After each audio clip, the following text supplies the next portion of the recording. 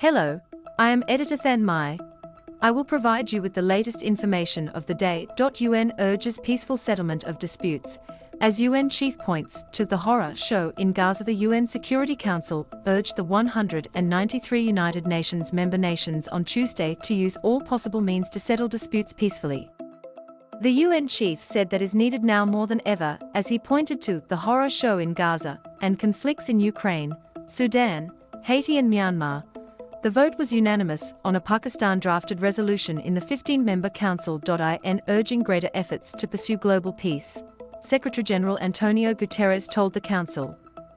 Around the world, we see an utter disregard for, if not outright violations of, international law, as well as the UN Charter.it is happening at a time of widening geopolitical divides and numerous conflicts, starting with Gaza, where starvation is knocking on every door, as Israel denies the United Nations the space and safety to deliver aid and save Palestinian lives.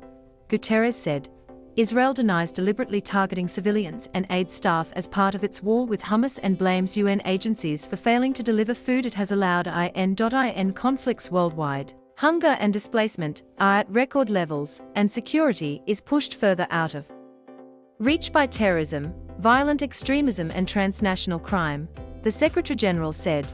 Diplomacy may not have always succeeded in preventing conflicts, violence and instability, Guterres said.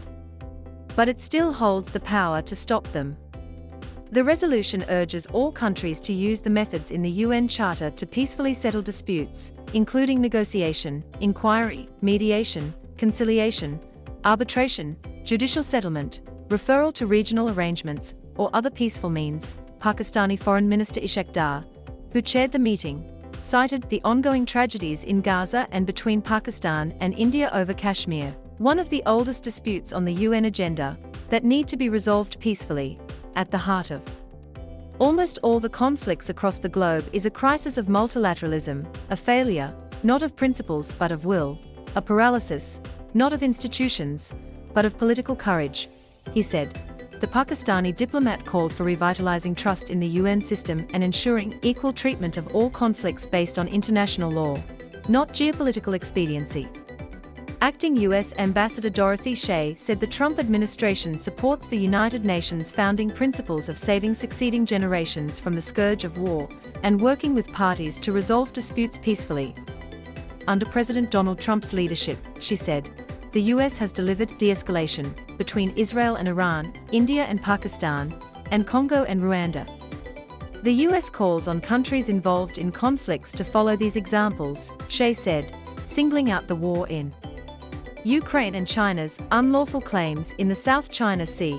The war in Ukraine must end, she said, and Russia must stop attacking civilians and fulfill its obligations under the UN Charter, which requires all member nations to respect the sovereignty and territorial integrity of every other country. We call on other UN member states to stop providing Russia with the means to continue its aggression, Shea said. Please like and subscribe to wait for the next information. Goodbye and see you again.